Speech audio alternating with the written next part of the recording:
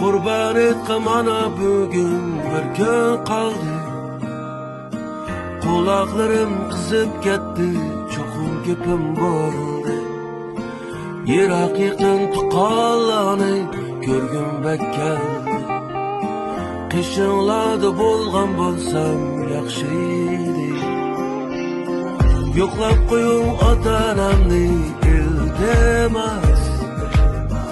Varalmadım ettik koyun ben yaramaz.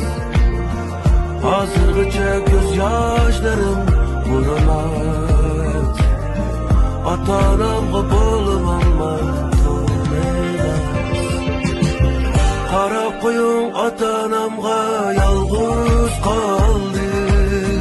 Nevrisini suyib qonsun yuragim saldi.